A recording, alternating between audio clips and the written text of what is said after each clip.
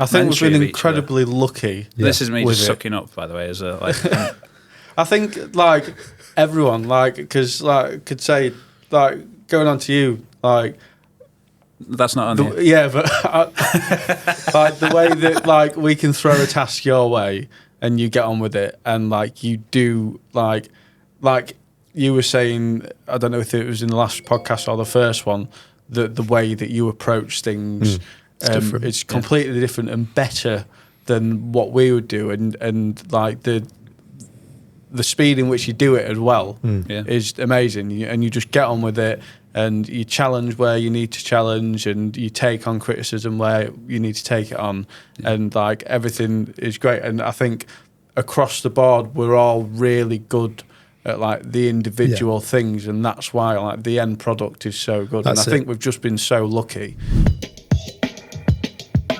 Okay, I'm going to do my radio. No, I won't do the radio voice. Hello. Hi. Welcome back to the coffee break. It's a bit different today. This is weird. I'm going to ask some questions today. I thought it'd be quite nice to ask you guys. Yeah, go for some questions. These won't be fluidly melding from one to the other. It'll be a random mix. Okay. That's all right. Why don't you try and fluidly meld them into one? Because this is the first time I've done it. I don't know what I'm doing. Podcast host. Okay, in the tell making. us. See, I interrupted you there as well. Yeah, that was bad, wasn't it? You'll just go back and sit down. It's all right, you're making good content. I'll ask a question and I'll go away. Watch the answer later. Start off then. What's a piece of work that you're really proud of that you've produced in the last year? Just 1 second, I just need to get my phone. I'm on the call. Oh yeah. So just for context, Ollie is expecting a baby imminently. By the time you see this, I'll have probably had the baby. Yeah. Not me. It should be another seat for the baby. Include the baby on the podcast. Oh, your baby might watch this in the future. They'll think, what the hell is my dad? Why was he not more prepared? Yeah. Right, yeah. Go. Yeah, so something that you're proud of. Yeah. Last year, and why?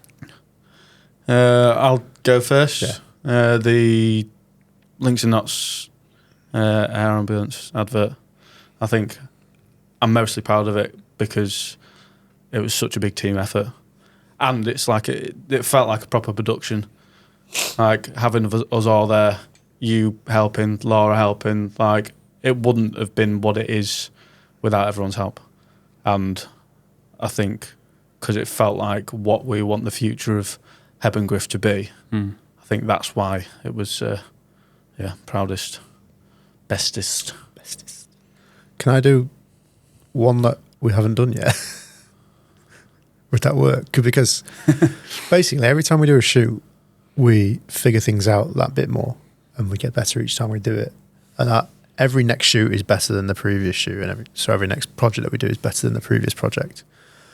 And we've got one coming up where we're going to be managing 6 actors across 3 days. It's a large script and a lot of different locations. But the way we've approached it this time compared to other things, it's a lot more like it's finessed. You know, we've got our systems down, and I've just got a really, really good feeling about it. And I think it's going to be a really amazing piece of work. And so I can't be proud of it. I think I'm proud of how we're approaching it. Yeah, that's interesting. Yeah, I think coming back to what you were saying, Ollie, about the I'll come back to what you were saying as well. Thank you, please do. I'm learning. Pick me first because he likes me more. Yeah, the colour grade that you gave that piece of work, I think it. Can you run us through how you approached that differently? I think I approached it, I think straight away, because I knew that it was going to be a Christmas advert. Like I wanted to give it that nostalgic feel. Yeah. I think, like I naturally I approached it a lot differently than previous projects because I'm now using DaVinci to colour stuff. So like that's instantly leveled up anything that I do now. because it's industry standard. And you can tell when you're using it. It's just amazing. I love it. So good. I need to get on board. You do. It's incredible. Yeah. And yeah, coming back to what you were saying then. I don't know why I did it in that order. Stupid. It's because I call him up. Yeah, but not everyone's supposed to know that. How are you going to manage 6 actors? That's a good question. Have you even thought about that? No, not really. I mean, they're all working across. If there's one day where there's 5 actors, You'll be on managing one them, day. Tom. Yeah. Your AD. It's all about the scheduling and the call sheets, when people are going to be there, what time they're going to be there. There'll be a bit of crossover with some of them, but not all of them. And it's making sure they know their parts, know the lines they need to say. I thought he was going to say know their place. Know their place, yeah. I'm in charge.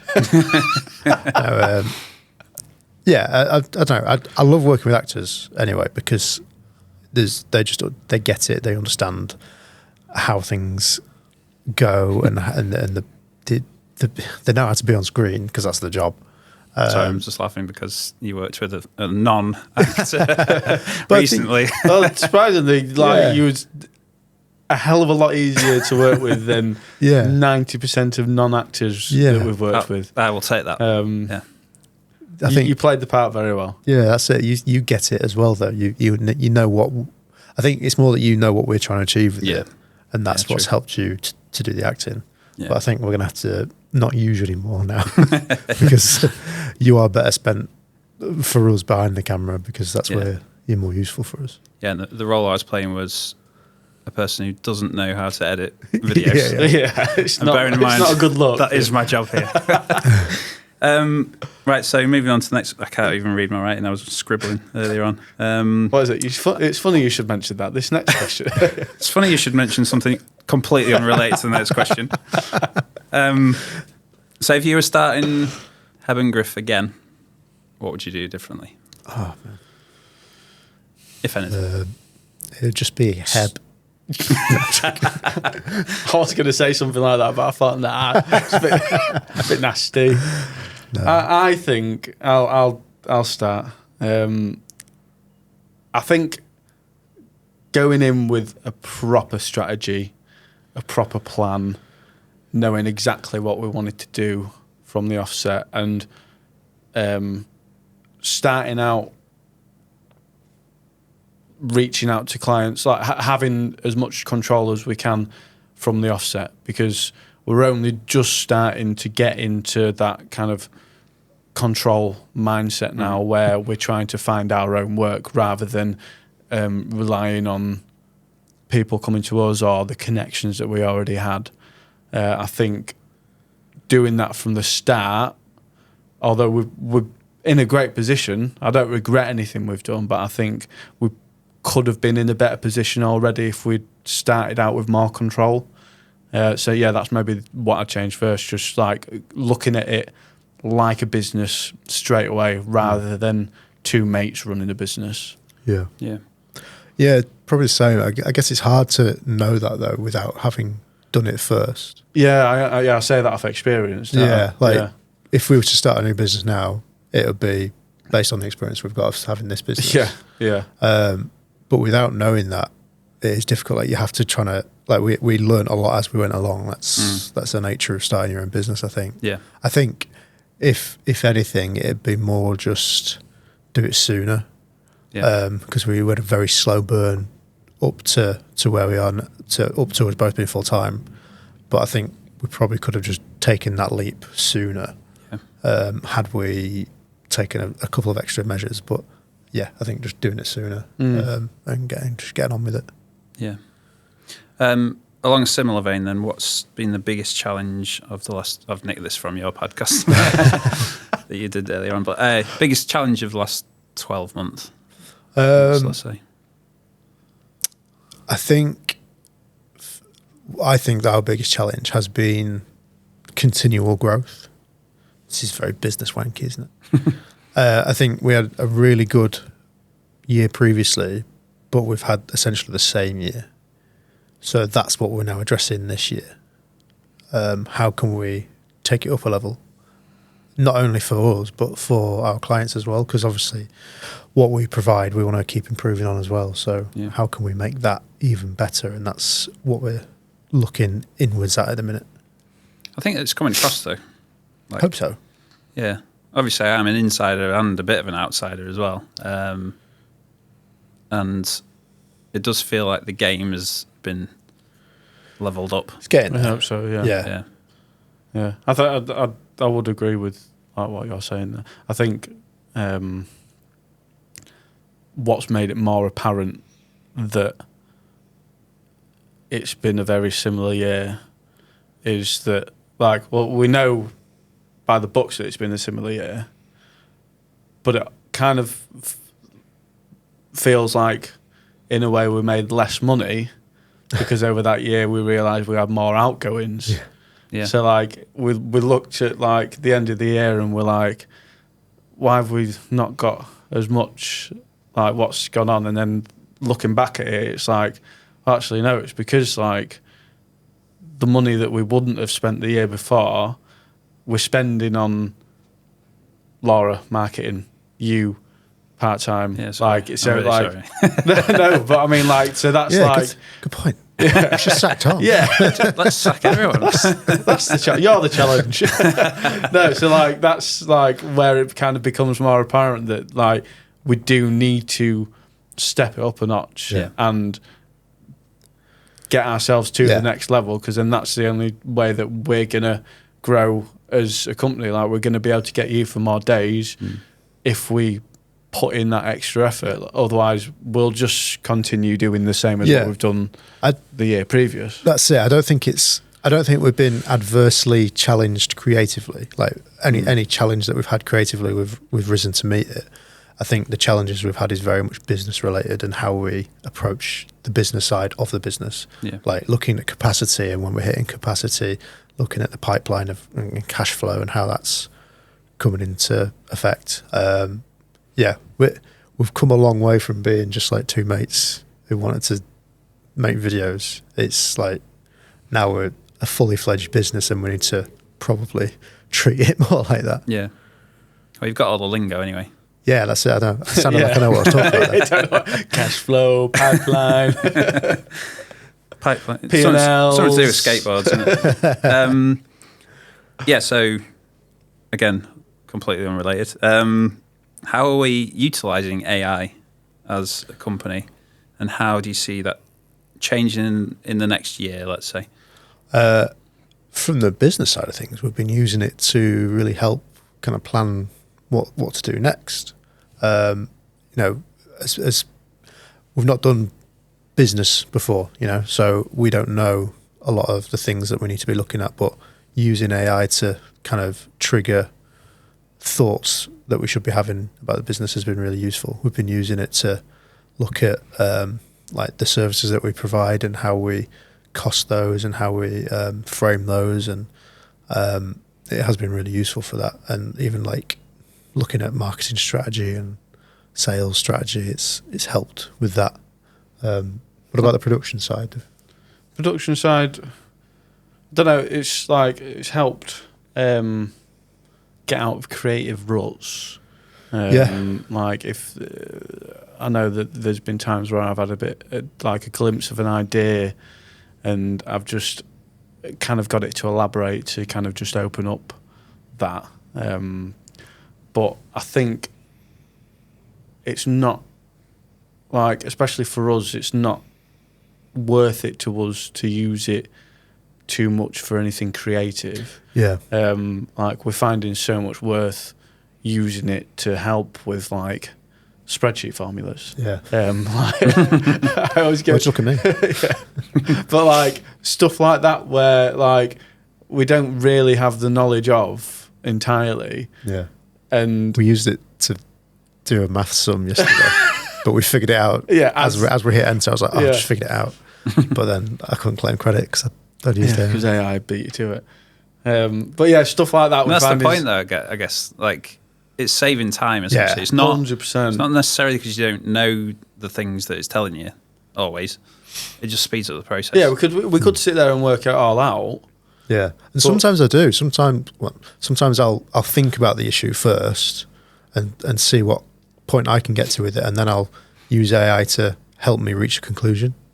Yeah. That's been really useful for me to help me visualize what things, in what direction things need to go. Yeah. And then of course, like the AI that's within like Lightroom or something that's like been there for years anyway, to like get rid of an object. Yeah, Like it's natural using that as part of the workflow. I think AI is best used as a tool. Yeah, It's best used as a means to end. I don't think should be used as a producer of creativity. Yeah. And where it's going to go, like, we don't know. Yeah. Like, it's no one ever predicted it'd be where it is now. Yeah. And the stuff that it's doing with the video models and that now. Yeah. Will Smith keeps getting more and more. Yeah, have you lifelike seen the eating progression? spaghetti. Like, it's ridiculous. Yeah. Like what I sent you last week, where now it's like it's able to do multiple camera angles of a scene and it make like creative sense. The only thing, like, you can tell it's AI still, but like the fact that it can do that is ridiculous. And I think like the way that can be used as a tool. Like, you can put in a prompt if you're trying to imagine, like, you've storyboarded something, right, and you're trying to imagine how a shot transitions to the next scene or whatever, and you just can't quite put it into words or whatever. Yeah, you can probably use that in its right way to show to a client or to show to someone. I think we'd be able to take my storyboards, which are rudimentary at best, but I'll put it through AI and tell it and show it what the actors look like, and it'll probably actually make that storyboard for us, which, again, to show to a client would be quite useful. I keep looking at the camera. Yeah. Let's do this next question straight down the list. Good answer. Thanks, Tom. You're welcome. Thanks, Tom. Just looking at your T-shirt there. There's my link. Purple rain. What a tune. Purple rain. Go on. Was Prince a big no? Biggest. So this is just a question that I'd be interested to know the answer to. Who was... we're talking creatively here. Who was a massive influence on you growing up creatively? And I think, I don't want to put words in your mouth, but we were all heavily into music, and a lot of my influences were musical. I didn't really have an artistic kind of influence. I was purely all about music when I was growing up. But yeah, what were your kind of influences? For me, I mean, my dad was always a big supporter of me just kind of drawing and things. But then in terms of like my personal tastes, I started listening to kind of like punk rock and things when I was in primary school. Our friend Declan, he kind of got me into it. He used to make me like mix CDs and stuff. In primary school? Yeah. Wow. I think because his older Spice sisters Girls in primary school. Yeah, well, he had older siblings, and I think they used to get him into their music. Yeah. What did you burn with LimeWire? I don't know, to be honest. But he gave me a CD, and it had all sorts on it, like Green Day and Blink-182 and Sum 41 and things. Green Day. And that led me to kind of skate culture as well, and that's where I took a lot of influence from, especially with like my photography. And then obviously when we were getting into the band, we were in bands together. We would do photography for that as well and videos for that. Yeah, I get a lot of inspiration from what I did from that. But now it's like a lot of films and stuff that I watch. But yeah, early on it was just my peers, I guess. Yeah. People around. What's me. a great film that you've watched recently then? Just as an aside. I watched, it was last year, I can always remember if it's a good film, not if I can actually remember watching it. Because if people are like, "Oh, you watched anything good?" I'm like, but if I can tell you what I've watched, then I know it's a good film. It's called Caught Stealing. It's directed by Darren Aronofsky. It's like a Guy Ritchie film, but set in New York in the 90s. It's really good. Cool. I'm going to check that out. Yeah. Along with Purple Rain. But yeah, Your influences. my influences. Yeah, I don't know. It's I always hate questions like this because like it's going to be pretty similar to like yours, like growing up in the skate culture and like BMXing and watching all like the videos and that through skating and like all punk and that. It's hard because like I can never pinpoint or say what artist has influenced me. I can tell you all the artists that I've ever like listened to and what I enjoy listening to, but there's nothing that's like really stuck with me. And I thought, well, I think that's good to have a broad spectrum of things that you can pull from. Yeah, because like I could a lot of the time I'll get asked a question like that, and I'll sit there and like I'll be like racking my brain and trying to think of like one influential artist or whatever that's made an impact on me, but I just can't. It's just everything. Yeah. A smorgasbord. And don't ask me what a good film was because I'm rubbish at remembering. I can't remember what I watched last night. Actually, no, I've just finished Being Gordon Ramsay, and it's great on Netflix. You got me into Pluribus. That's That's quality. a TV show. That's so good. Pluribus. Have you got Apple TV? No. It's great. If anyone else hasn't watched it, but no, it's weird. It's like it almost feels like a post-apocalyptic kind of vibe of science fiction. Yeah, it's different. It's very different, and on the surface, it feels like a kind of zombie invasion thing, but then it's not quite. But yeah, I can't. Yeah, I don't want to say too much in case you do stumble across it, but that's awesome series. Yeah, cool. So good. Yeah, I only watched, a bit embarrassed to say it, but I only watched Interstellar like very recently. I haven't seen that. And it's just so good. Unreal. Is it? Yeah. And it's, 10 years old now? Yeah. 12, something like that. It's so good. But It's, Nolan's next Odyssey, is it out soon? Yeah, I saw a trailer of that. That looks I awesome. really want to go to IMAX and watch that. Yeah. I think it'll be incredible. I've still never seen a film in IMAX yet. He shot it all on 70mm. Really? It's the first film ever done Oh, really? like that. I think. I don't know if that's true. It might not be true. Future Tom, cut this out if it's not true. We're on to the next page. Wow, multiple pages. I love how excited you just got. Are we? Are we on the next page? Oh, no. So I've nicked this question off. I listened to Parents in Hell podcast with the two comedians. Can't remember the name. All right. Rob Beckett and Josh Widdicombe. That's it. And their last question, although this isn't the last question, but normally their last question is, what is something you think, wow, that other person, i.e. you guys, they're amazing at that, the business wouldn't work because of that reason. Oh, what we think of each other? Each other, yeah. Oh, right, okay. And then something that really fucking annoys you about the other person as well.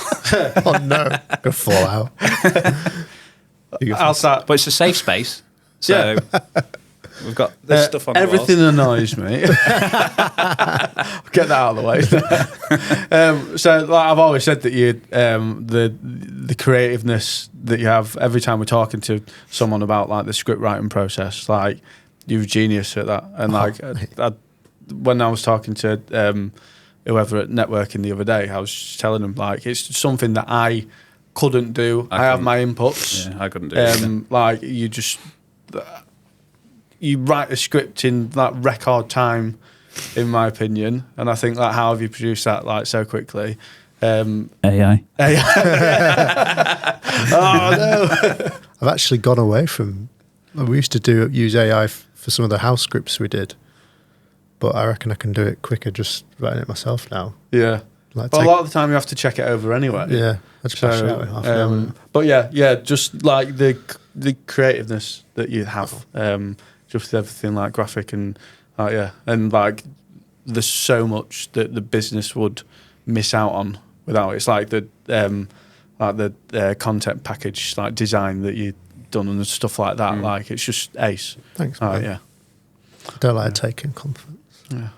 You were squirming a little bit there. Yeah. Thank you. I haven't got one for you now. Imagine.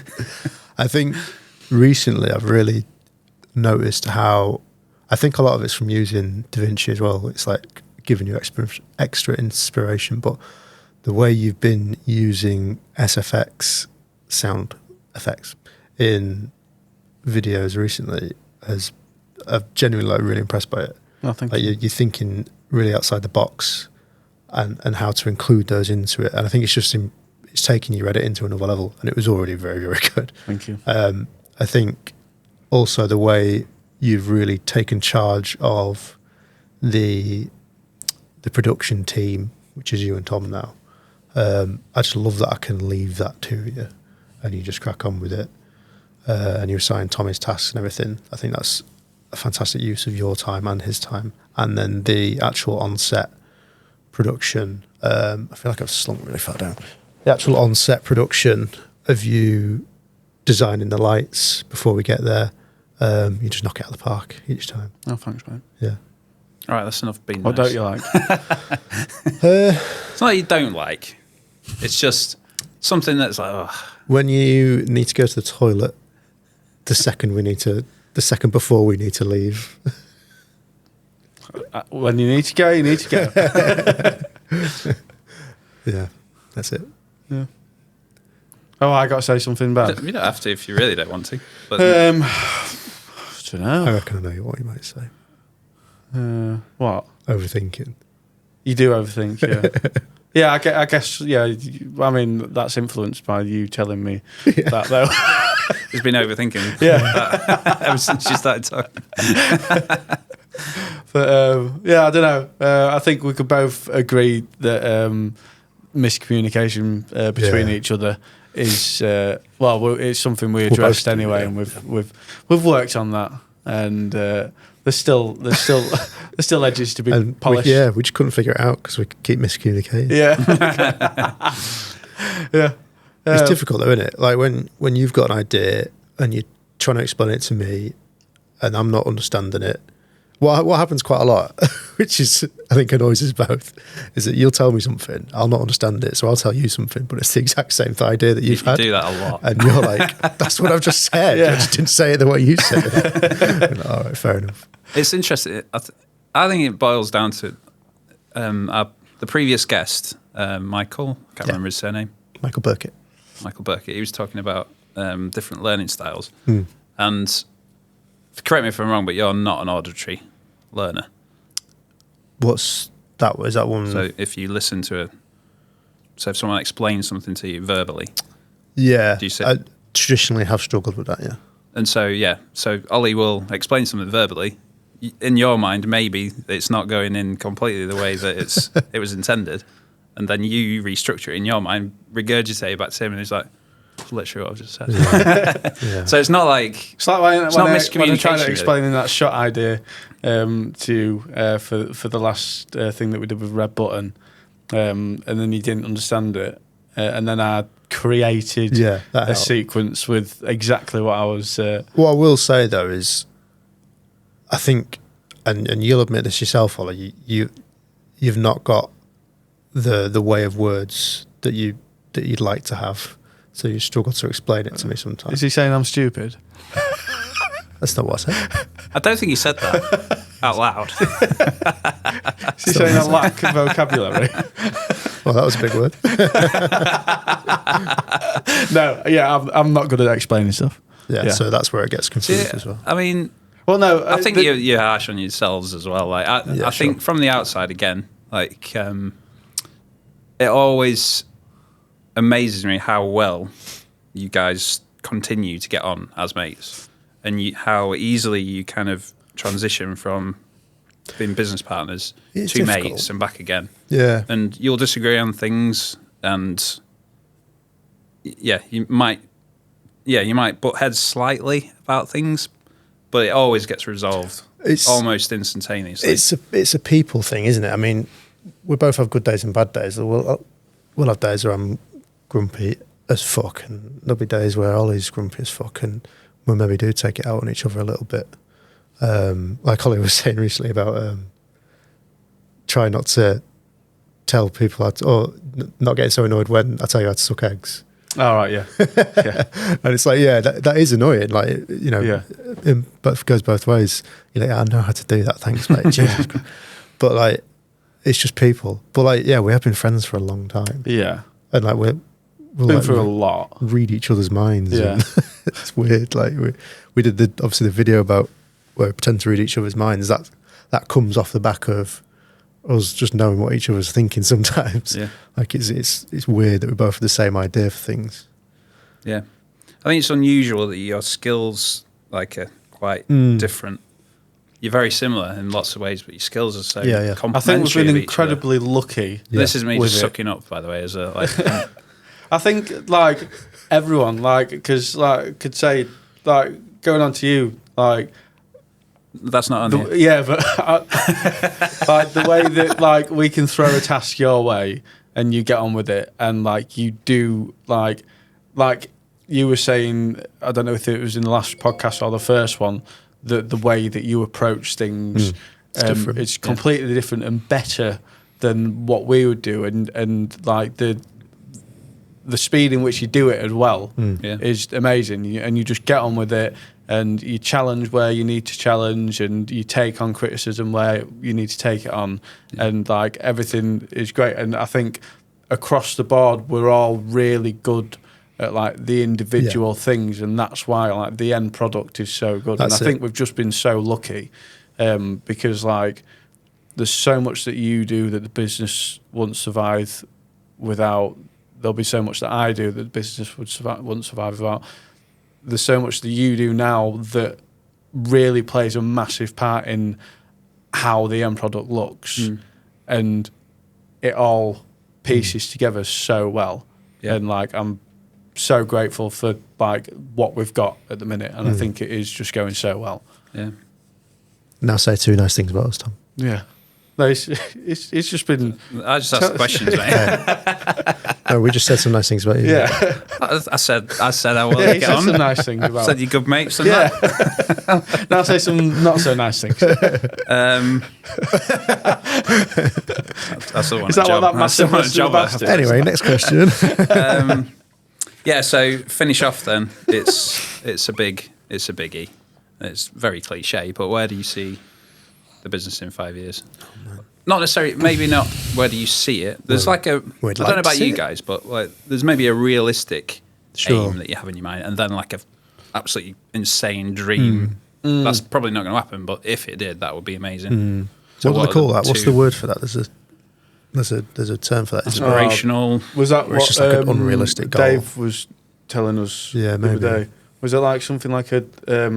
I'm sure it was related to like a pub, like a drunken idea or we'll have to look that up. Yeah. Okay.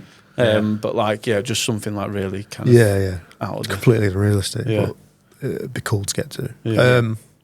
I want this to become a studio.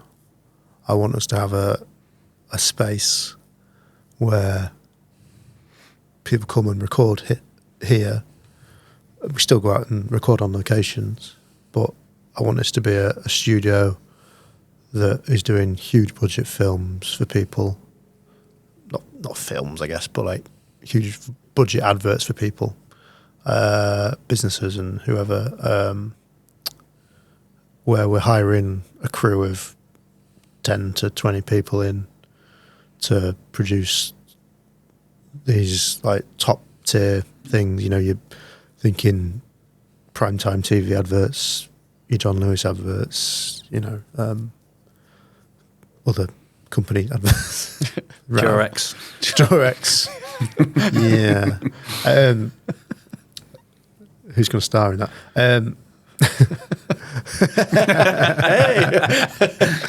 That's what I've been training for the last few years. You've got looking confused down to a T.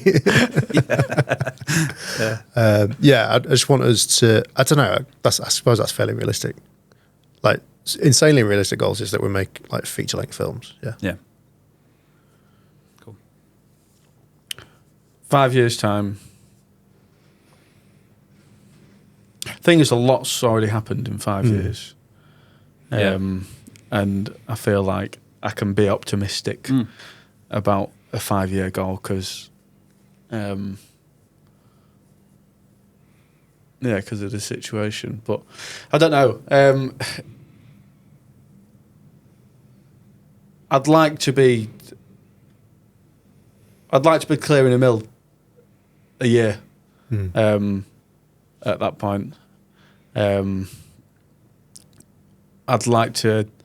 I see us having a big team, like you say, that's able to churn out some really high-end production stuff.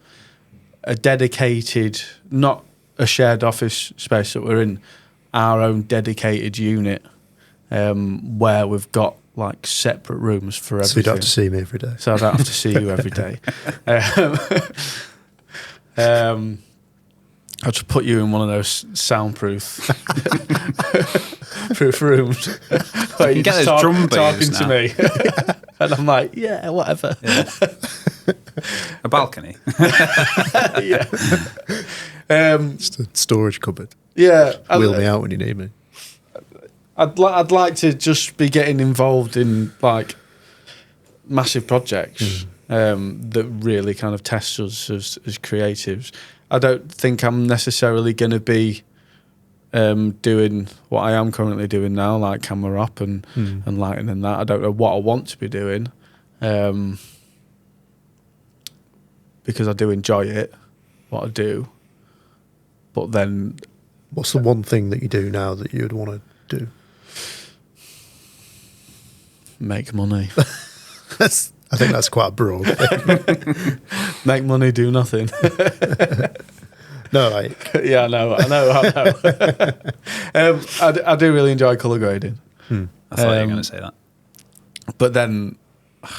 I think you've maybe found out, without going into any detail about it, but I think you found out over the last year how good you are at it.